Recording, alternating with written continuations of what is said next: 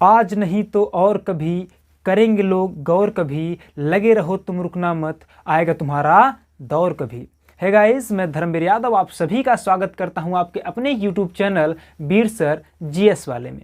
मेरे प्यारे साथियों, आज हम लोग अध्ययन करेंगे शास्त्रीय नृत्य के बारे में, यानी भारत के शास्त्रीय नृत्यों के बारे में आज हम लोग चर्चा करेंगे। ठीक है, तो ध्यान दीजिएगा। अच्छा, सबसे पहली बात ये ध्यान रखिएगा कि जो नृत्य होता है, ठीक है, ये जो नृत्य होता है ना, ये दो प्रकार का होता है भारत में। एक तो होता है शास्त्रीय नृत्य, इसको समझ लीजिए, और एक होता है लोक नृत्य। ठीक है, एक होता है लोक नृत्य। तो आज की वीडियो में मिल रहा है आपको शास्त्रीय नृत्य, और हो सकता है कल वाले वीडियो में लोक नृत्य मिल जाएगा। ठीक है जी हाँ। और सबसे बड़ी बात है कि जो शास्त्रीय नृत्य है और लोक नृत्य है, इसको हम समझे कैसे, तो ऐसे समझ लीजिए कि हमारे माइंड में कैसे क्लियर हो कि कौन सा शास्त्रीय नृत्य है कौन सा लोक नृत्य है। तो ऐसे समझिए, जो शास्त्रीय नृत्य है ऐसे समझिए कि वो शास्त्रों और पुराणों के समय से चला आ रहा है। लेकिन जो लोक नृत्य है, लोक का मतलब होता है लोग, ठीक है, लोक नृत्य का मतलब होता है कि जो लोगों में फेमस हो, लोगों में प्रसिद्ध हो, लोगों के बीच क्या हो, प्रचलित हो, उसको लोक नृत्य कहते हैं। यानी किसी क्षेत्र विशेष में जो लोगों के बीच में प्रचलित होता है उसको क्या कहते हैं, लोक नृत्य कहते हैं। और शास्त्रीय नृत्य होता है जो मेरे प्यारों, ये क्या होता है कि ये शास्त्रों और पुराणों के समय से चला आ रहा है। आप इस प्रकार से दोनों में डिफरेंस को, अंतर को क्लियर कर सकते हैं। ठीक है जी हाँ, अब समझने का प्रयत्न करिएगा। अभी हम किस पर बात करने वाले हैं आज की वीडियो में, शास्त्रीय नृत्य पर बात करने वाले हैं। किस पर मेरे प्यारों, आज हम बात करने वाले हैं शास्त्रीय नृत्य के बारे में। तो क्या होता है शास्त्रीय नृत्य, शास्त्रीय नृत्य के संस्थापक कौन है, आदि की इन सब चीज़ों के बारे में चर्चा करेंगे। लेकिन आगे बढ़ने से पहले आप सभी से आग्रह करेंगे, गुजारिश है मेरी कि यदि आप चैनल पर पहली बार आए हैं तो चैनल को सब्सक्राइब कर दीजिएगा और बेल आइकन को प्रेस कर लीजिएगा, ताकि आपको सभी वीडियोस की नोटिफिकेशन समय समय पे मिलती रहे। तो मेरे साथियों, जैसा कि आज के अखबार में आप सभी लोगों ने देखा होगा, मैंने भी एक वीडियो बना के आपको दिया कि भाई यूपी पुलिस की जो वैकेंसी है वो आ रही है लगभग 60,000, दिसंबर के इसी लास्ट महीने में आ जाएगी। ठीक है, देखिए पिछले 2-3 सालों से ऐसा हो रहा है कि आएगी आएगी आएगी, अभी तक आई नहीं, लेकिन इस बार श्योर है कि आ जाएगी। ऐसा मैं इसलिए कह रहा हूँ क्योंकि 2024 में चुनाव है और 2023 समाप्त होने को है। ठीक है, 2024 में लोकसभा का चुनाव है, तो हो सकता है चुनाव को देखते हुए वैकेंसीज देंगे और मिलेगी आपको वैकेंसी, और इसी में आप बाजी मार लीजिएगा। तो ये जो स्टैटिक जीके का जो मैं सीरीज लेके चल रहा हूँ, रोज शाम को आपको 8 बजे, कितने, शाम को 8 बजे आपको डेली एक वीडियो स्टैटिक जीके का मिल जाएगा, जो कि उत्तर प्रदेश पुलिस के लिए ही होगा। ठीक है, और SSC GD के लिए। तो मेरे प्यारों, वैसे जो स्टैटिक जीके का हिस्सा है वो सभी एग्जाम्स में पूछे जाते हैं, इसका कोई स्पेशल क्राइटेरिया नहीं, आप सभी लोग जानते भी हैं। लेकिन पहले मैं उन्हीं स्टैटिक जीके के हिस्से को उठाऊंगा जो UPP और SSC GD में पूछे जाएंगे। तो आइए बात करते हैं आज के हम वीडियो के बारे में, यानी शास्त्रीय नृत्यों के बारे में। सबसे पहले हम बात करें कि जो शास्त्रीय नृत्य है इसके संस्थापक कौन है। तो इसके संस्थापक है श्री मनता शंकर देव, यानी शास्त्रीय नृत्य के संस्थापक कौन है, श्री मनता शंकर देव हैं। अब अगर हम बात करें, देखिए यहाँ मैंने मैप भी बनाया है और मैप में मैंने सभी शास्त्रीय नृत्यों को दर्शाया भी है। अगर हम बात करें कि शास्त्रीय नृत्यों की संख्या कुल कितनी है, तो शास्त्रीय नृत्यों की संख्या है कुल मेरे प्यारों 8। कितनी है, 8 है। कौन कौन सी है उसके बारे में देख लेते हैं। एक है भरतनाट्यम जो कि तमिलनाडु में है, 2 है केरल में, यानी एक कथकली और मोहिनीअट्टम। यानी भरतनाट्यम कहाँ है, तमिलनाडु में, कथकली और मोहिनीअट्टम कहाँ है, केरल में, 3 हो गया। कुचिपुड़ी कहाँ है, आंध्र प्रदेश में, 4 हो गया।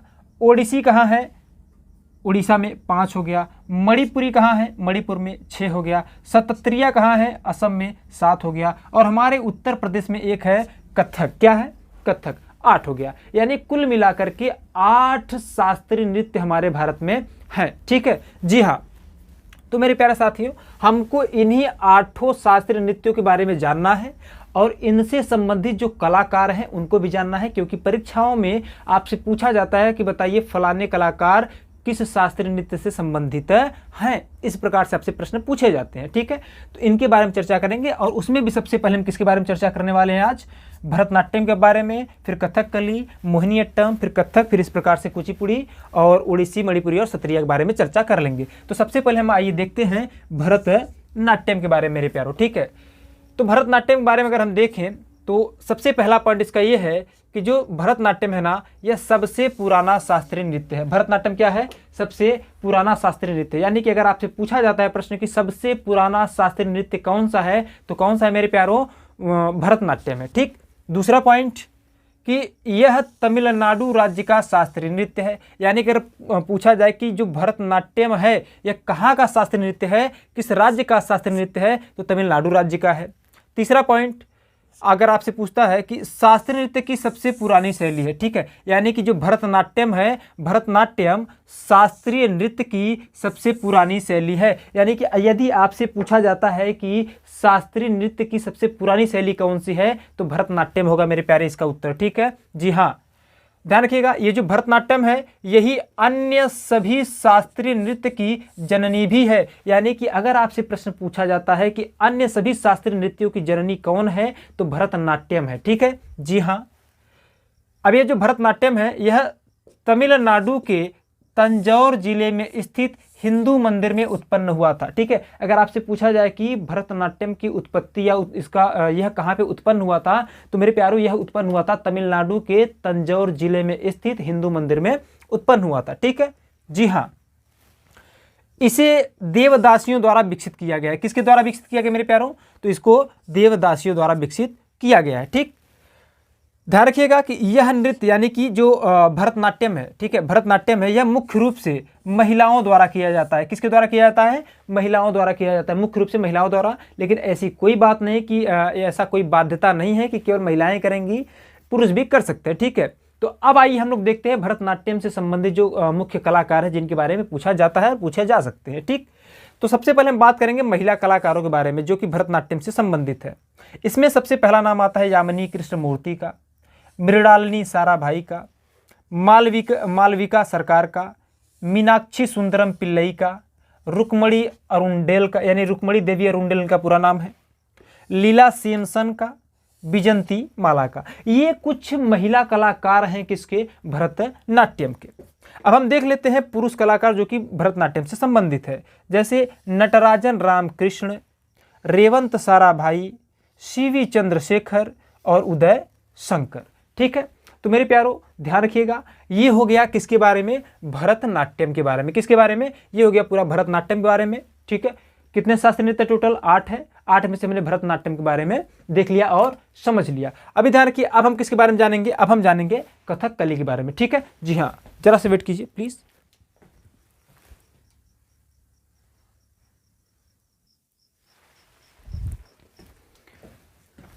तो मेरे प्यारे साथियों, दूसरे नंबर पे हम किसकी बात करने वाले हैं? कथकली की बात करने वाले। ठीक है जी हाँ, तो कथकली के बारे में अगर हम बात करें तो जो कथकली है यह केरल का शास्त्रीय नृत्य है। कहाँ का है? केरल का शास्त्रीय नृत्य है। दूसरा पॉइंट इसमें, इसका जो महत्वपूर्ण पॉइंट है कि इसमें मुख्य रूप से महाभारत, रामायण, पुराणों की कथाओं को नृत्य के रूप में प्रदर्शित किया जाता है। यानी जो कथकली में है इसमें क्या होता है? महाभारत, रामायण और पुराणों की जो कथाएं हैं उनको नृत्य के रूप में प्रदर्शित किया जाता है। यानी यदि आपसे प्रश्न पूछा जाता है कि महाभारत, रामायण, पुराणों जैसी मतलब पुराणों की कथाओं को किसमें या किस शास्त्रीय नृत्य में नृत्य के माध्यम से दर्शाया जाता है, तो कथकली के माध्यम से। ठीक है जी हाँ, इसमें मुखौटे का प्रयोग किया जाता है, इसको भी ध्यान में रखिएगा। कभी कभी आपसे पूछा जा सकता है कि भाई जो किस शास्त्रीय नृत्य में मुखौटे का प्रयोग करके नर्तक या फिर नर्तक किस शास्त्रीय नृत्य में मुखौटे का प्रयोग करते हैं। ठीक है, जैसे पूरा सजे धजे रहते तो उसमें मुखौटा भी लगाया गया होता है। ठीक है जी हाँ, तो किसमें होता है? कथकली में। ठीक जी हाँ, एक प्रश्न इसमें आपसे ये भी पूछा जाता है कि बंगाल में इसको किसने लोकप्रिय बनाया था? तो रविंद्रनाथ टैगोर ने कथकली को बंगाल में भी क्या किया था? लोकप्रिय बनाया था। देखिए, जो कथकली केरल में लोकप्रिय तो था ही, अभी भी है, लेकिन इसको बंगाल में भी लोकप्रिय बनाने का श्रेय दिया गया, मतलब लोकप्रिय बनाया गया, वो भी किसके द्वारा? तो रविंद्रनाथ टैगोर के द्वारा। जी ठीक है हाँ। अगर हम बात करें कथकली के जो कलाकार हैं उन्हें, इन कलाकारों में किसके किसके नाम शामिल हैं, तो आइए कलाकारों को देख लेते हैं। तो सबसे पहले कलामंडलम केशवन नंबूदरी। ठीक, क्या?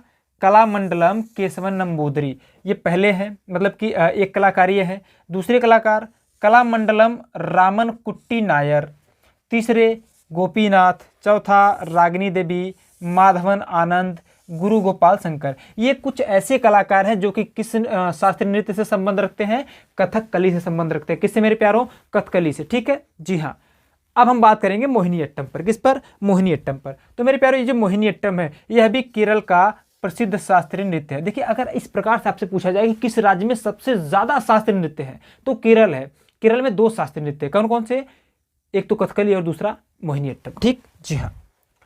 अच्छा, मोहिनीअट्टम में क्या होता है, तो पौराणिक कथाओं के अनुसार मोहिनी हिंदुओं के देवता भगवान विष्णु का एक प्रसिद्ध अवतार है। ध्यान दीजिएगा, अगर आपसे पूछे कि जो मोहिनीअट्टम शास्त्रीय नृत्य निकला है ये कहाँ से निकला है, तो ये मोहिनी शब्द से निकला है। किस शब्द से, मोहिनी शब्द से। और पूछा जाए कि मोहिनी क्या है, तो मोहिनी ये जो पौराणिक कथाएं हैं, तो पौराणिक कथाओं के अनुसार जो मोहिनी है हिंदुओं के देवता भगवान विष्णु का एक सुप्रसिद्ध अवतार है। क्या, मोहिनी, और वहीं से निकला है मोहिनी अट्टम, ठीक है। किस राज्य में, केरला में।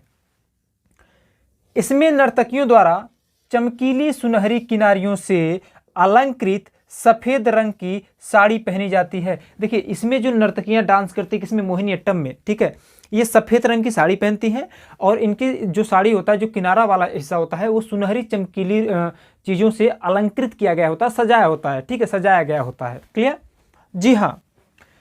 अगर हम बात करें मोहिनीअट्टम के कलाकारों की, तो कलाकारों में आते हैं नाम स्मिता राजन का, हेमा मालिनी का, जी हाँ वही हेमा मालिनी, सनी देओल और बॉबी देओल की माता श्री, ठीक है जी हाँ।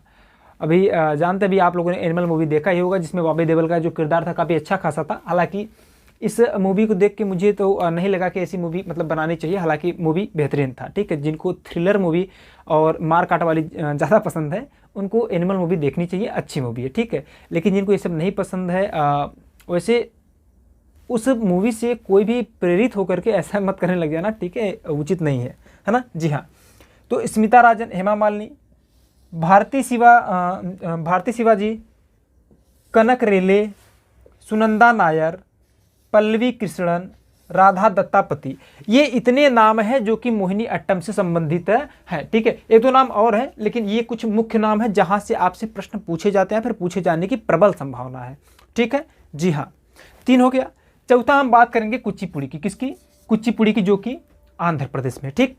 तो कुचिपुड़ी जो है यह आंध्र प्रदेश का प्रमुख शास्त्रीय नृत्य, यानी कि प्रमुख क्या एक ही है, ये है एक ही शास्त्रीय नृत्य है, ये है कहाँ पे, कुचिपुड़ी में, ठीक है, सॉरी आंध्र प्रदेश में, ठीक, वो भी कुचिपुड़ी। इसमें क्या होता है कि इसमें जो नर्तक होता है ना यह कांस की थाली में खड़ा होकर नृत्य करता है।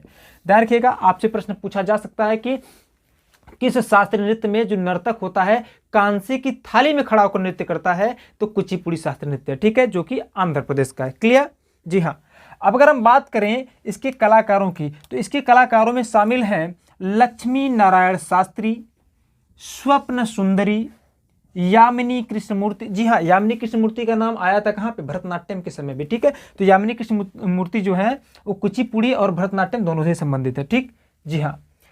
यामिनी रेड्डी, कौशल्या रेड्डी, भावना रेड्डी, चूंकि आंध्र प्रदेश में तो रेड्डी नाम चलता ही चलता है।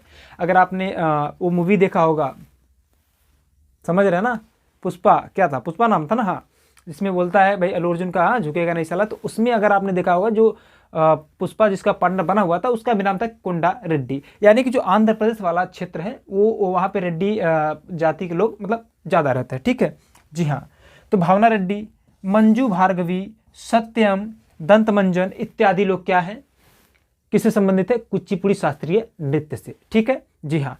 अब हम आइए बात कर लेते हैं पहले कथक की, फिर उसके बाद बात करेंगे किसकी, उड़ीसा, मणिपुरी और सत्रिया की, ठीक है जी हाँ।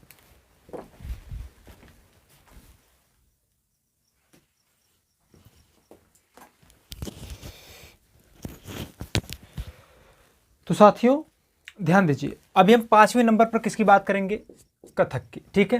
ध्यान रखिएगा, कथक जो है यूपी का प्रसिद्ध शास्त्रीय नृत्य है, ठीक है। देखिए इससे पहले हमने कथकली की बात किया, ठीक है। अगर कथकली की बात करता है तो आप केरल में चले जाइएगा, लेकिन अगर केवल और केवल कथक की बात करें तो कथक कहाँ का शास्त्रीय नृत्य है, तो अपने यूपी का शास्त्रीय नृत्य, ठीक है जी हाँ।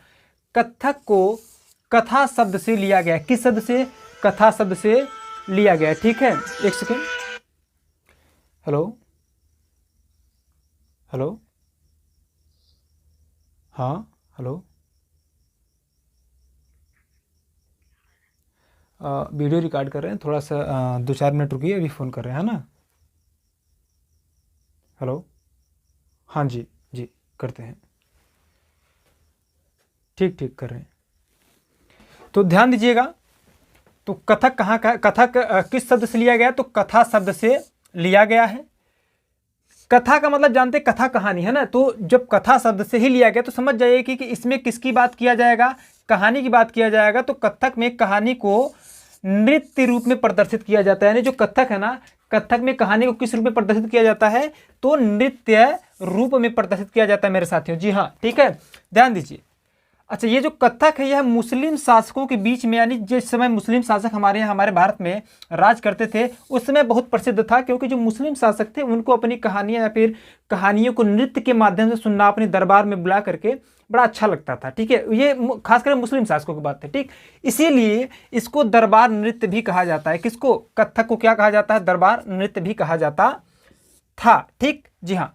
अब अगर हम बात करें कथक की, तो अगर कथक की बात आए तो कथक के कलाकारों में अगर हम देखें तो कलाकारों में सबसे पहला और सबसे बड़ा नाम आता है बिरजू महाराज को, बिरजू महाराज का। ठीक है, किसका नाम आता है, बिरजू महाराज।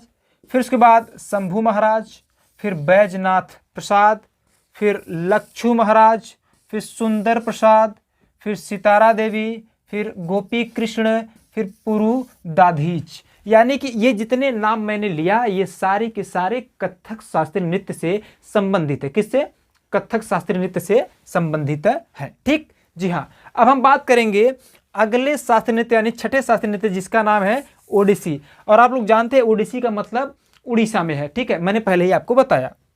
तो जो ओडिसी है यह उड़ीसा का प्रसिद्ध शास्त्रीय नृत्य है। कहाँ का, उड़ीसा का प्रसिद्ध शास्त्रीय नृत्य है। दूसरा पॉइंट कि इसकी उत्पत्ति जो है देवदासियों के नृत्य से हुआ है, जो उड़ीसा के मंदिर में नृत्य करती थी। यानी कि ये जो उड़ीसी शास्त्रीय नृत्य है यह कहाँ से, मतलब इसकी उत्पत्ति कैसे हुई, तो देवदासियों के नृत्य से उत्पन्न हुई है। और ये देवदासियाँ कौन थी, जो उड़ीसा के मंदिरों में नृत्य किया करती थी, उनसे हुआ है। ठीक है, जी हाँ। आगे अब अगर हम बात करें उड़ीसी के कलाकारों की, तो कलाकारों में शामिल हैं सोनल मानसिंह, झेलम परापंजे, माधवी मुग्दल, अनीता बाबू, अर्पिता वेंकटेश, शर्मिला मुखर्जी, संजुक्ता पाणिग्राही इत्यादि। यानी ये जो नाम है ये किससे संबंधित है, ओडिसी शास्त्रीय नृत्य से संबंधित है मेरे प्यारों। ठीक है, जी हाँ। आइए आगे बढ़ते हैं और सातवां देख लेते हैं सत्रिया। हालांकि सत्रिया को 8वें नंबर पर पढ़ना चाहिए, कोई दिक्कत नहीं, आगे पीछे कोई भी दिक्कत नहीं है। ठीक है, इसलिए क्योंकि आपको 8 शास्त्रीय नृत्य बस आपको ध्यान में रखने हैं, आपसे पूछे जाएंगे, क्रम कभी नहीं पूछेगा आपसे। ठीक, तो जो सत्रिया है यह असम का, कहाँ का, असम का प्रसिद्ध शास्त्रीय नृत्य है।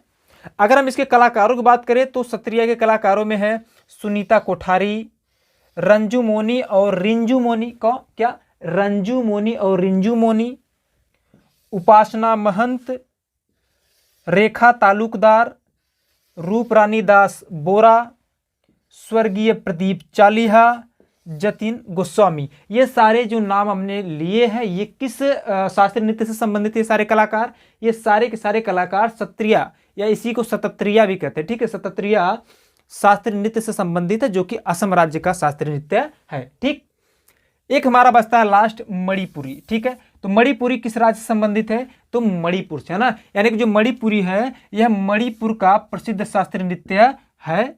दूसरा पॉइंट, महत्वपूर्ण पॉइंट, यह लाई हरोबा नामक उत्सव में किया जाता है। यानी जो मणिपुरी शास्त्रीय नृत्य है जो किस उत्सव में किया जाता है, तो लाई हरोबा नामक उत्सव में किया जाता है। ठीक है, जी हाँ।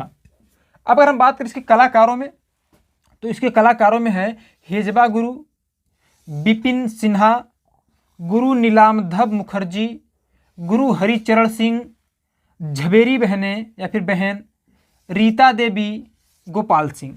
तो ये कुछ नाम हैं, ये कुछ ऐसे कलाकार हैं जो कि मणिपुरी शास्त्रीय नृत्य से संबंधित हैं।